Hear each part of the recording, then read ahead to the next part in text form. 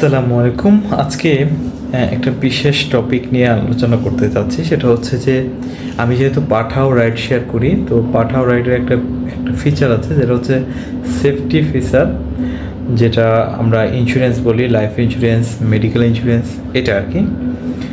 তো এটা আপনি যদি পাঠাও রাইড শেয়ার করা অবস্থায় কোনো ট্রিপে অ্যাক্সিডেন্ট হয় অথবা কোনো কারণে আপনি আঘাতপ্রাপ্ত হন, অ্যাক্সিডেন্টই হন আর কি, আপনি অথবা যাত্রী, রাইডার এবং যাত্রী যে কেউ, তো সেক্ষেত্রে আপনি যদি ওই ট্রিপের এগেনিস্টে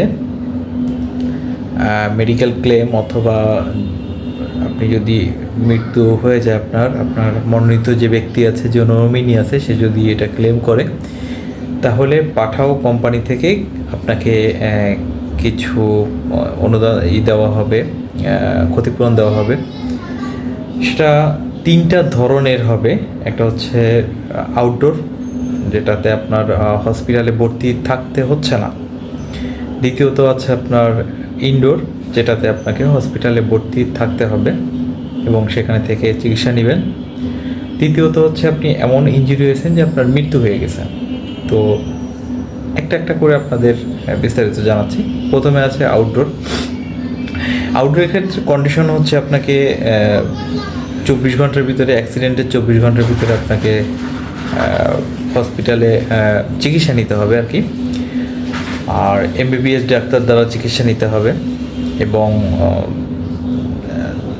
যে অ্যাক্সিডেন্ট হওয়ার 10 দিনের ভিতরে আপনাকে সব পেপারসগুলো সহ, যে সমস্ত মেডিকেল রিপোর্ট আছে, প্রেসক্রিপশন, তারপর হচ্ছে টেস্ট, তারপরে হচ্ছে আপনার ওষুধের যে সমস্ত বিল আছে, বিলের কপি, সমস্ত কাগজপত্র সহ এই ইমেল অ্যাড্রেসে মেল করে দিলে অফিস থেকে এগুলো যাচাই বাছাই করে তারপরে আপনাকে যে অ্যামাউন্টটা আছে, সর্বোচ্চ 5,000 টাকা পর্যন্ত আপনি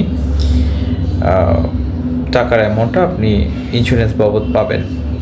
দ্বিতীয়ত আছে আপনার ইনডোর, মানে আপনাকে যদি হসপিটালাইজ হতে হয়, এমন ইনজুরি যেটাকে আপনার হসপিটালে ভর্তি হতে হচ্ছে, সেক্ষেত্রে আপনাকে অবশ্যই 24 ঘন্টার ভিতরে চিকিৎসা নিতে হবে। এমবিবিএস ডাক্তার কর্তৃক আপনাকে চিকিৎসা নিতে হবে।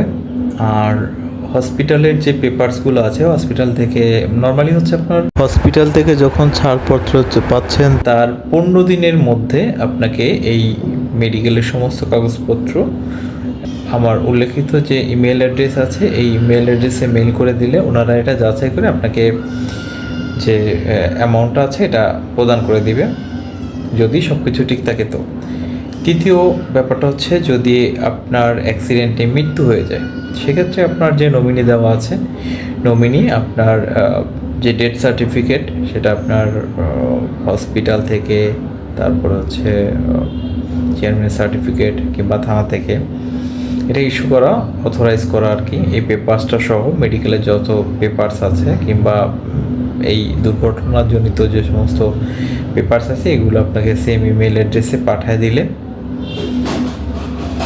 যে নমিনি আছে তার কাছে টাকাটা প্রদান করা হবে।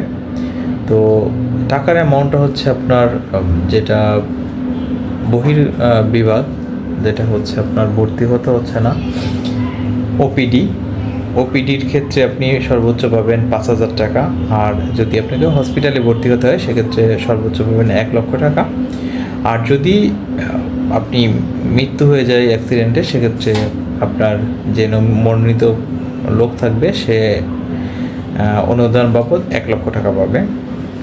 তো এইটা হচ্ছে টোটাল প্রসিডিউর। আপনাদের যদি এমন কোনো ইনজুরি হয় কিংবা যদি এরকম ভবিষ্যতে কোনো সমস্যায় পড়েন, এই জাতীয় সমস্যায়, তো আপনি এইভাবে ক্লেমটা করলে ইনশাআল্লাহ আপনি যে মেডিকেল খরচটা আছে আপনি পেয়ে যাবেন। এখন কথা হচ্ছে যে কী কী জিনিস করলে আপনি এটা পাবেন না। প্রথমত হচ্ছে যে আপনি যদি পেপারসে যে ভুল তথ্য অথবা পেপারসগুলা আছে সেটা যদি সঠিক না প্রদান করেন, যদি যে কন্ডিশন এনাদের আছে কন্ডিশনের বাইরে কোনো পেপারস জমা দেন, যেটা হচ্ছে যে আপনি এমবিবিএস ডাক্তার ছাড়া জমা দিলেন, আপনি ফার্মেসি থেকে ওষুধ কিনে আপনি ওষুধের বিল জমা দিলেন, কিংবা আপনি অ্যাক্সিডেন্ট কোনো একটা ট্রিপের এগেনিস্টে, ট্রিপের বাইরে কোনো অ্যাক্সিডেন্ট করছেন, সেটা যদি জমা দেন। এই জাতীয় যদি কোনো ভুল করেন সেক্ষেত্রে আপনার এই ক্লেমটা অ্যাপ্রুভ হবে না। একটা কথা মনে রাখবেন, বাইকের কোনো ক্ষতিপূরণ দেওয়া হবে না। তো আশা করি বুঝতে পারছেন। এরপরে যদি বুঝতে কোনো সমস্যা হয় আপনি পাঠাও কোম্পানির কাস্টমার কেয়ারে কথা বলতে পারেন অথবা আমার সাথে যোগাযোগ করতে পারেন। আপনার যদি কোনো প্রশ্ন থাকে আমাকে কমেন্ট করতে পারেন, ইনশাল্লাহ আপনার প্রশ্নের জবাব দেওয়ার চেষ্টা করব। আর যদি এই জাতীয় কোনো হেল্প দরকার হয় আপনি পাঠাও কোম্পানির সাথে যোগাযোগ করতে পারেন, ইনশাল্লাহ আপনার সমস্যার সমাধান হয়ে যাবে। এখনকার মতো আসসালামু আলাইকুম।